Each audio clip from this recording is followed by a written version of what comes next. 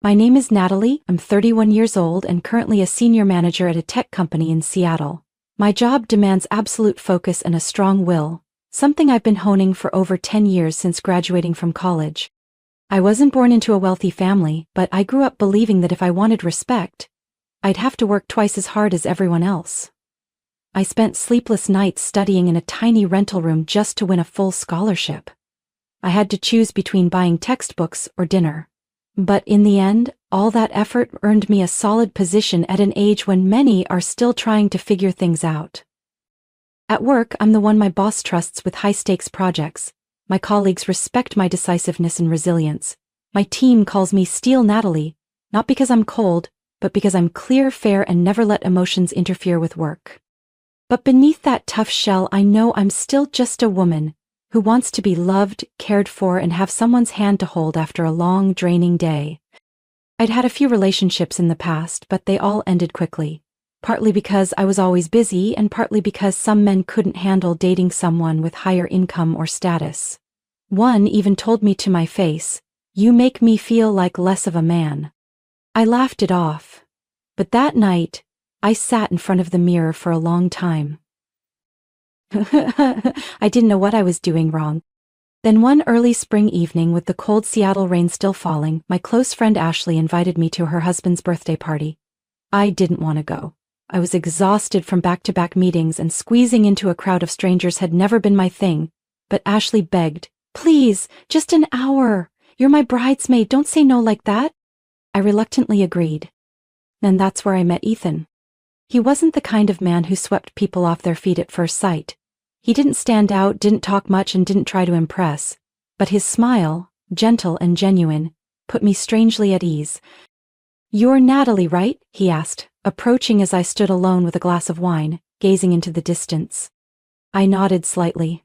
"How did you know?" "Ashley told me that if I saw a beautiful woman standing alone looking like she regrets showing up." "That's definitely you." I burst out laughing, for the first time in weeks. We talked the whole night. It felt effortless, honest, and straightforward. He worked in HR consulting, was my age, and had also been through a few failed relationships. We shared life perspectives, told each other random things, and eventually exchanged numbers.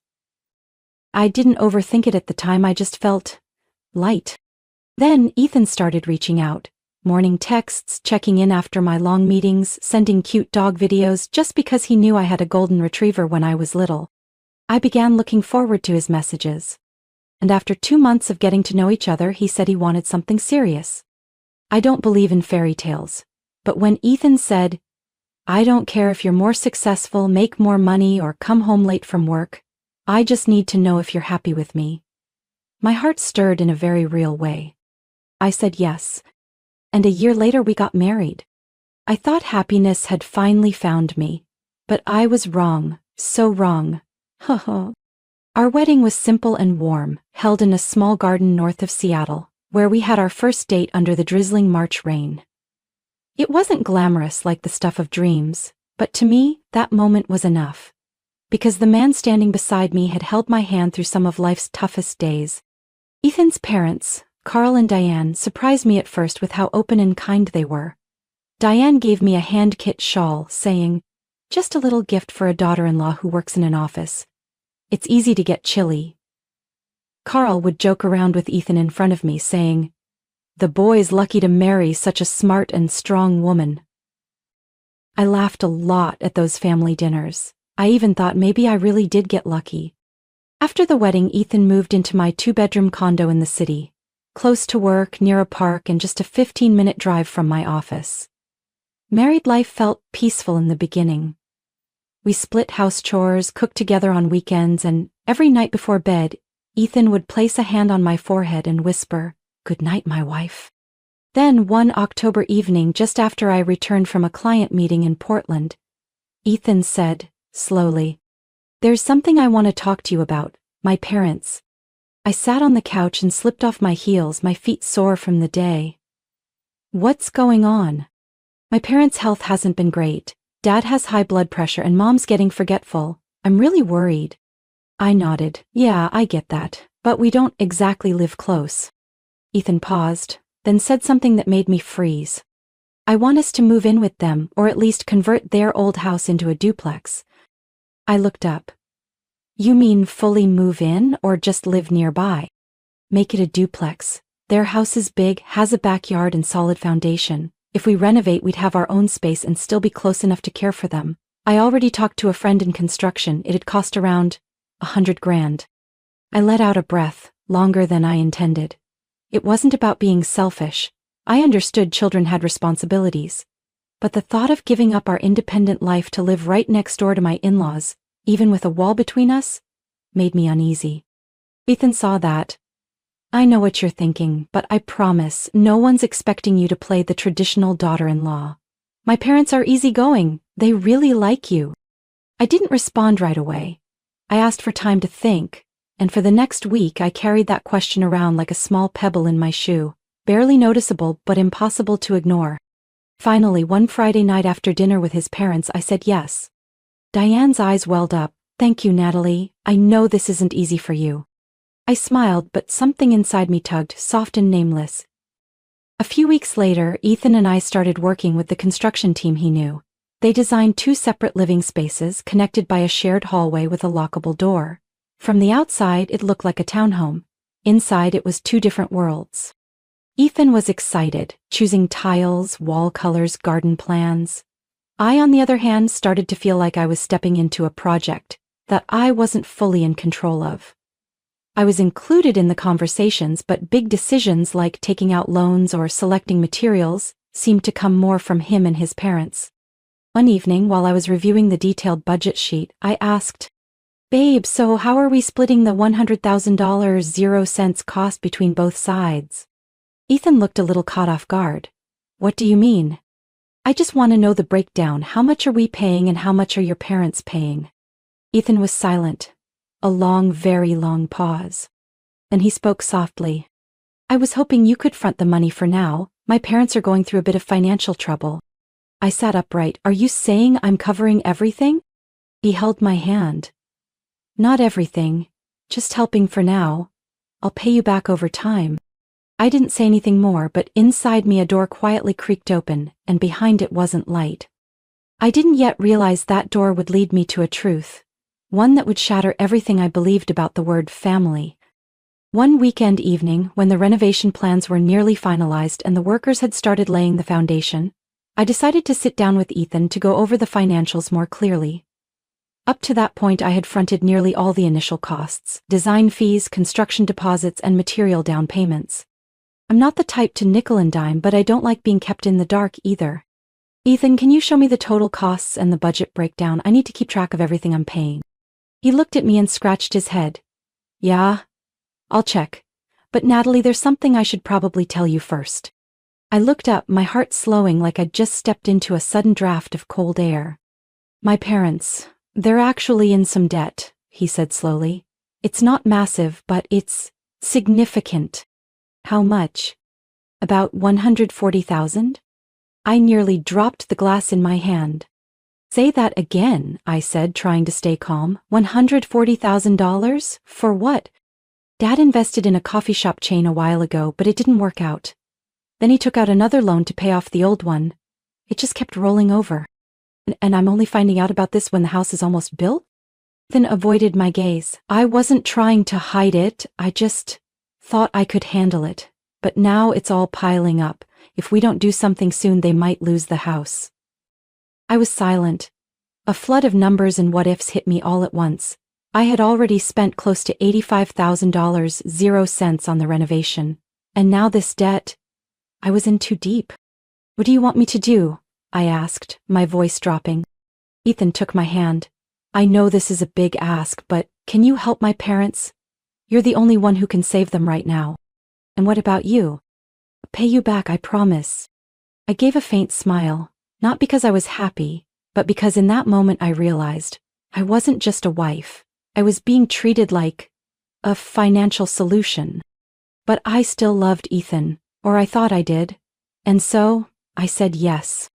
I pulled $70,000 0 cents from my savings and transferred it to cover the bulk of his parents' debt. The rest I scheduled in monthly installments of $5 0 cents. Every payment documented with receipts and transaction records.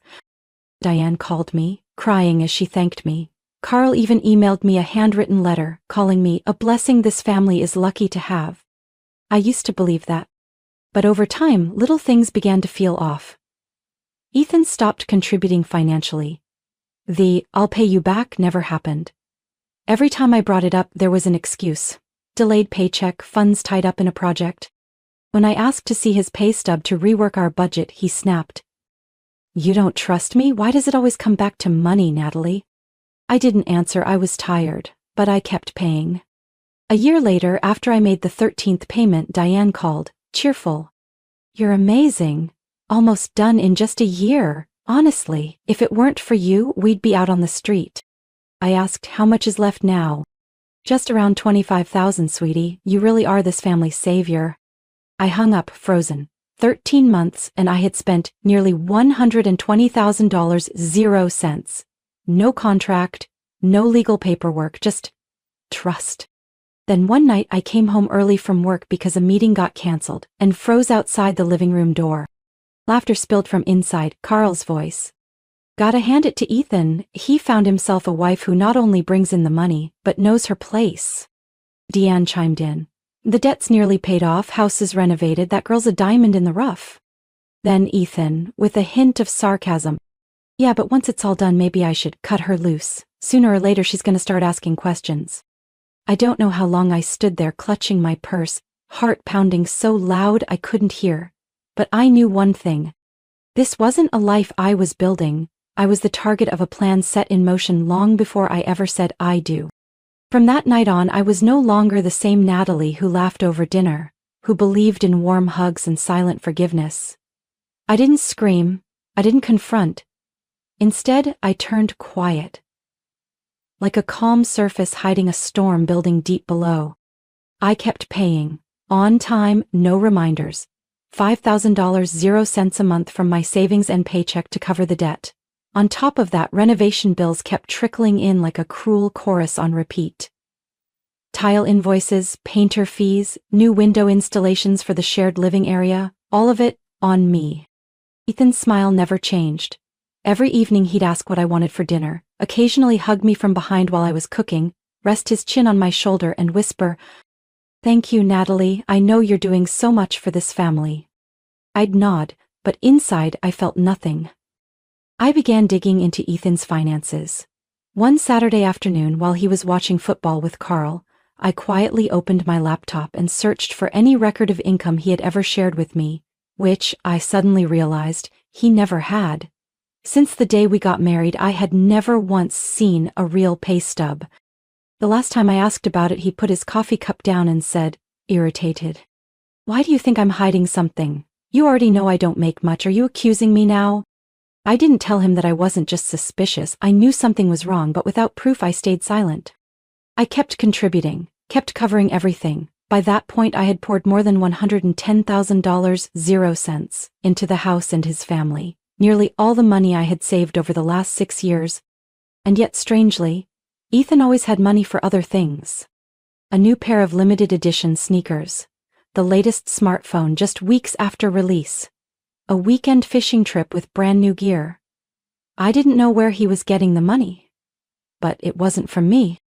One time, I gently asked, "Could you be more transparent about our finances so we can manage things together? Because right now I'm covering everything." Ethan paused for a few seconds, then said, "You're doing it because you're good at it, not because I asked you to. If it feels like too much, then don't do it. I'm not forcing you." I gave a dry smile, the kind of smile only a woman who realizes she's being used can master. Not loud, not angry, just the smile of someone who's no longer naive. I didn't ask again after that. I also stopped sharing account numbers or balances, but I started documenting. Every debt payment, every material invoice, every bank transfer, every message Ethan sent asking me to help. Just one more time. I didn't know what I'd use it all for, but I knew one day I would. My in-laws still acted like they adored me, still called me the little angel of the family, still brought me their homemade apple pie on weekends as if I wasn't the one single-handedly carrying the debt they created. They didn't know I had overheard that conversation that night. They didn't know their words from "she earns money like water" to "once the house is done it'll be easy to cut her loose" echoed in my head every time I opened my wallet. Ethan still thought I believed in him, and I let him think so. Because I'd learned, a strong woman doesn't need to scream to prove her power. Sometimes silence is the foundation of a perfectly calculated counterstrike. I didn't know exactly when this would end, but I knew one thing. The next time I spent money, it wouldn't be to pay off debt. It would be to buy back my freedom. One rainy Wednesday afternoon, typical Seattle weather, I got out of a sudden meeting with Korean partners and headed home 3 hours earlier than expected. I thought I'd swing by my favorite bakery for some chestnut cookies, then head home and cook dinner for Ethan, something I hadn't done in a while because of work. As I turned into our street, I noticed Carl's silver SUV already parked in the garage. Odd, since it wasn't Sunday. They usually only visited on Sundays. I quietly opened the door, leaving the hallway light off. Raindrops dripped from my hair, but I didn't notice. Laughter and voices floated in from the living room. "That girl really is a gold mine, Ethan." Diane's voice rang out, sharp like shattered glass. "Remember the first time I met Natalie? I couldn't believe she was the kind of woman who'd be so easy to reel in." Carl chuckled. Then Ethan chimed in. "It's simple. Just act like you care, say a few sweet things. Women like her, tough on the outside but always craving love deep down, am I right?" "Totally," a woman's unfamiliar voice added. "I'm still shocked she bought into it so easily. This house is practically hers now, most of the debt's paid. Just stretch it out a few more months and done." I froze. The air thickened, like someone had filled every crack with glue. I didn't know how long I stood there, just that my hand was gripping my bag so tight my knuckles went white. Then I did the first thing that came to mind. I turned around and walked out as if I'd never come home. That night I texted Ethan saying I had to stay at a hotel due to visiting international clients. He replied with one line, "Stay safe, love you." I stared at the message, didn't reply. Inside everything shattered, but from those shards I began piecing together a plan. I didn't cry, didn't rage, didn't explode like some drama scene. I hit record. The next time I came home, I brought a tiny recorder tucked into my coat pocket. I acted tired, buried in work, as if I didn't notice that night's dinner included a new woman, introduced as a business associate. I smiled, poured wine, made small talk, but inside I was capturing every glance, every fake smile. I also quietly compiled a complete breakdown of our financial history, every dollar I had spent over 2 years of marriage, renovation, debt payments, living expenses, all of it logged in a confidential file. I sent a copy to my attorney with a note, "Do nothing, just keep this." Then I began the process of transferring the house into my name. Initially, for the sake of transparency, I had suggested we be co-owners, but now I had someone handle the transfer of Ethan's share to me under the pretense of property tax optimization. He signed without a second thought. And then, a week later, I pretended to be the old Natalie again, the tired wife, still cooking, still asking about his day, still loving. Meanwhile, I was counting down to the perfect reveal. They had no idea I'd quietly filed for divorce. No idea I had purchased the remaining debt under special terms, making me their new creditor. No idea that the soft-hearted girl they planned to discard now held every card. And when the time came to expose the truth, I wouldn't yell. I'd simply open the door and invite them out of my life, one by one. Not with bitterness, but with proof born from their own lies. I used to think I was a rational woman. Smart, grounded, immune to emotional damage. But when your heart is manipulated so subtly, you learn. The deepest wounds aren't caused by blunt force. They come from small cuts, repeated quietly, every single day. I kept playing my role, the devoted wife, the ideal daughter-in-law. I kept smiling when Ethan hugged me from behind, kept nodding when my mother-in-law called me the family's pride. I even increased the monthly payments to pay off their debt faster, just so they'd believe I still trusted them. They didn't realize those were the last dollars I would ever give them, not out of love, but out of contempt, carefully wrapped in calm. In the 18th month of my steady payments, I called the bank holding most of Carl and Diane's debt. As the original guarantor, I offered to settle the remaining balance in one lump sum, in exchange for full assignment of the debt to my name. It didn't take long, they happily agreed. From that moment on, I, Natalie Parker, was officially the holder of my in-laws' debt note. 1 week later, I completed the paperwork to transfer full ownership of the renovated house, where the whole family now lived, into my name. Ethan didn't question anything when I told him it was for new state tax processing. He signed the documents with a half smile and a distracted look in his eyes. I remember that moment so clearly. Only one sentence echoed in my mind. "Thank you, Ethan, you just handed me the key to end all of this." I quietly began working with my personal attorney, filing for divorce in King County, with every detail kept strictly confidential.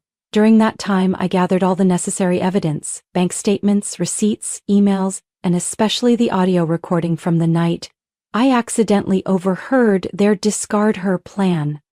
My lawyer, Claudia Weston, a sharp and composed woman in her 50s, looked at me after our first meeting and said, "If I were you, I wouldn't get angry. I'd wait, and when everything's ready, I'd press the button. Right time, right target."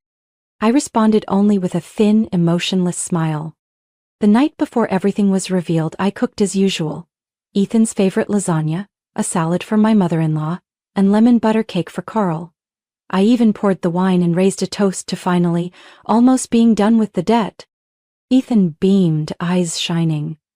"I can't believe you pulled this off, Natalie, really. You're the best thing that's ever happened to me." I lightly tapped his glass, looked at him deeply. "I think so too, Ethan. Thank you for showing me your true self so early on." He didn't understand what I meant, but I did. And I didn't rush to explain. The next morning I woke up early and left the divorce papers on the kitchen counter, along with a copy of the official debt transfer naming me as the new creditor of Carl and Diane, and a short note. "Good luck negotiating with your new lender. I have no intention of being generous." I walked out of that house and moved into a small penthouse apartment I had secretly purchased using profits from a private investment I'd been nurturing for the past 3 years. The place overlooked Elliott Bay, where the sunrise reflected on the water every morning, a reminder that peace isn't something granted, but something you take back with your own hands. That afternoon, my attorney sent formal notices to Ethan and his parents. They had 3 choices: repay the remaining debt in full within 60 days, vacate the house immediately, granting me full control, face legal action for failure to comply. I didn't stick around to see their reaction, because I already knew some relationships aren't worth saving, and letting go at the right time is far better than letting trust rot into something irreparable. And the only thing I regretted was not realizing sooner that sometimes forgiveness isn't noble, it's just weakness in a moral disguise. I thought I'd made the clean break, that I had the upper hand when I left the divorce papers and walked away from that house in silence. But I forgot one thing. People who survive off others will always fight back in the ugliest ways when they feel threatened. Just 3 days after the divorce paperwork was submitted, Ethan texted, asking to meet and talk things out. I declined. I told him all communication should go through legal channels. He didn't reply. I thought that was the end of it. But that Saturday morning, as I was getting ready for an investment seminar downtown, I got a call from my property manager, Mr. Wallace. His voice was urgent. "Natalie, I'm sorry to bother you this early. Someone just changed the locks at the Lakeview property and claimed you no longer own it. I just got a call saying a woman has moved in with Ethan." I froze. Without waiting another second, I drove straight to the old house, the house I renovated with my own money, hand-picked every tile and chandelier. The gate had a new lock, but I had a spare key from the original set, and I had already filed the ownership transfer documents with every local authority the moment they were finalized. I rang the bell.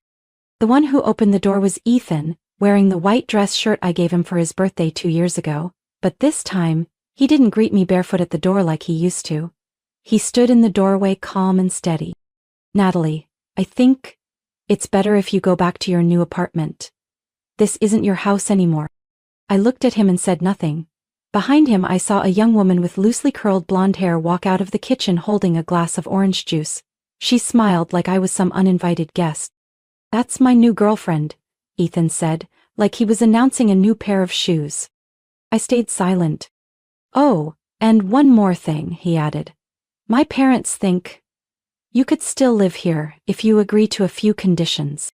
I raised an eyebrow. "Conditions?"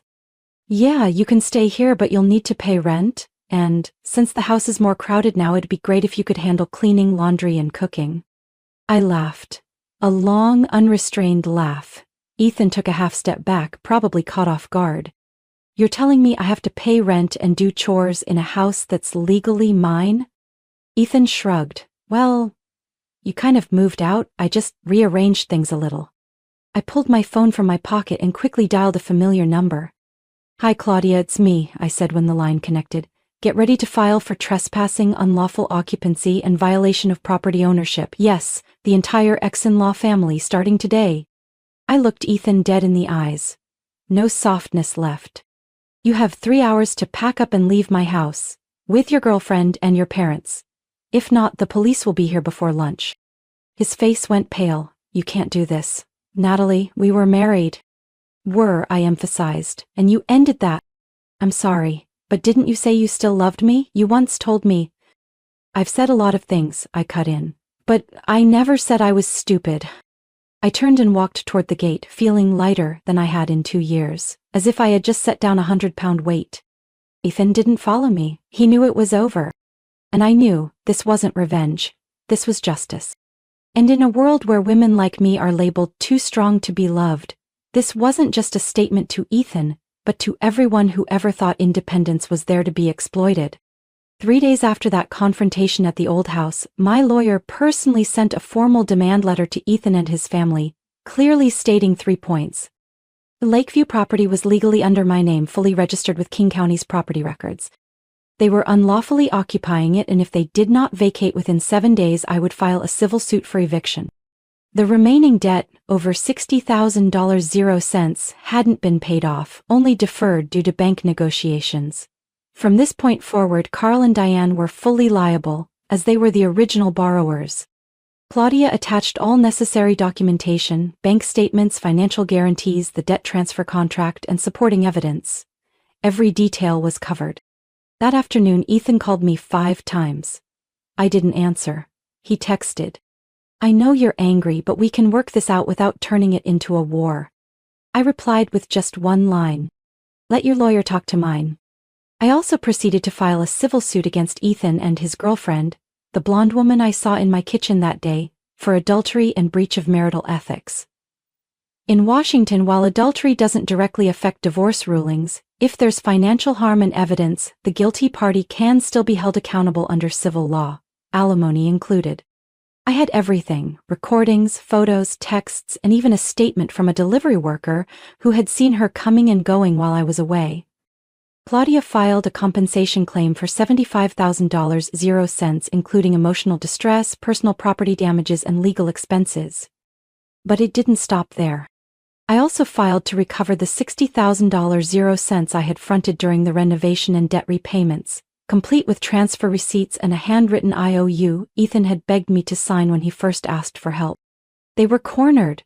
What used to be a loosely held facade had now become a complete picture, one painted in betrayal and covered in fake smiles. Ethan finally showed up at the first mediation. Gone was his smug confidence. He looked exhausted, face drawn and tense. He looked at me and quietly said, I know I messed up, but Natalie, if you push this, I'll lose everything. I replied coolly. You bet everything the moment you betrayed me. Losing it wasn't my doing, it was yours. His girlfriend didn't show up for the hearing, but through her lawyer she sent a settlement offer, willing to pay part of the damages if her name remained confidential in court. I accepted, not because I forgave her, but because I knew the sharpest blow doesn't come from shouting, it comes in silence. And I wasn't done playing my endgame. As for my ex-in-laws, after receiving the demand letter, they called me in tears, pleading, painting themselves as victims.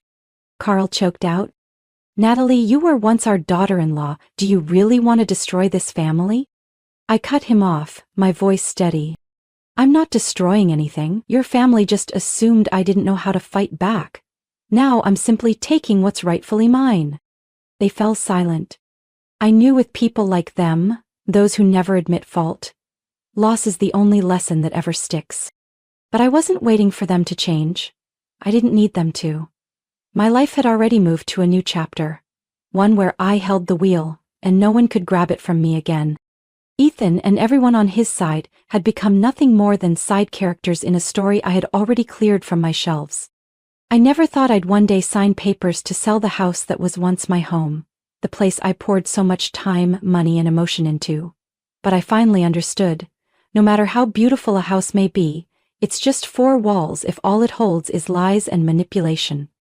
The Lakeview property was reappraised after renovations, and with the real estate market booming, I received an offer just 1 month after listing. A young couple offered $200,000, 0 cents, exactly what I'd hoped for. They loved the dual-space layout, especially the kitchen I had redesigned from scratch. After deducting all the renovation and personal investment costs, I walked away with a net profit of over $40,000, 0 cents. Not a huge amount considering the time and pain it cost me, but more than enough to mark a fresh start, one free from old memories. During divorce mediation, the court approved my claim for alimony compensation. Ethan was ordered to pay $35,000, 0 cents over 12 months. The girlfriend, despite trying to downplay her role, had to pay $15, 0 cents, to avoid being publicly named in court. Carl's family, facing legal pressure, repaid the $60,000, 0 cents I had fronted, not out of goodwill, but to avoid being sued for breach of signed financial agreements. All in all, I recovered over $150,000, 0 cents, between the house sale and settlements, but the most valuable thing I gained wasn't in dollars. After the storm, I started taking investing seriously. I used to think saving was enough. Now I know. Modern women need more than just stable income. We need sharp financial minds. I enrolled in a personal wealth management course, hired an independent advisor, and learned to read markets not with emotion, but with data. Slowly, the pain lost its grip on me. I realized I could shape a better future. On my own. Without a crutch. Without needing love to feel whole.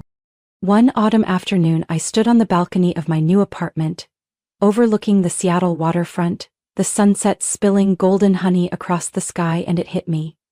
I was living the life the old Natalie once dreamed of, but never believed she deserved. I no longer kept in touch with Ethan. I didn't care whether he and that woman were still together. That wasn't my story anymore. I had closed that book, not torn it up, not denied it, but left it exactly where it belonged, the past. My parents, who once didn't understand why I chose someone like Ethan, are now closer to me than ever. They never said you were right, but the look in my mother's eyes when she visited my new place said enough. My father, always the quiet type, just patted my shoulder and said, "You're stronger than I ever imagined." I smiled. I didn't need the words. I already knew I wasn't the same Natalie anymore. I am Natalie, the woman once seen as easy to use because she loved too hard. But now, I love myself more than anyone else ever could. I haven't shut the world out, but I do choose carefully who I let in. Not out of fear, but because I've learned, not everyone who gets close is there to lift you up. Some are just there to take what they can. And if you ask me whether I regret loving Ethan, I'll say no. Because without him, I wouldn't have learned where my limits are. I wouldn't have known how far I could go once I let go. And most importantly, I would never have discovered that sometimes the thing we most need to let go of is the very thing we once thought we couldn't live without. But I've lived. And I'm living better than ever. Natalie's story is powerful proof that love doesn't always return loyalty, but learning to love wisely, and especially to love yourself, is what matters most. After the pain, she not only reclaimed justice but emerged smarter, stronger, and more grounded. She refused to let heartbreak define her and instead used it to build a life she finally deserves. A reminder for all of us, letting go at the right moment is the first step to true freedom. What do you think of Natalie's journey? Did she make the right choice by standing up for her worth? Share your thoughts in the comments, and don't forget to follow the channel for more heartfelt family stories.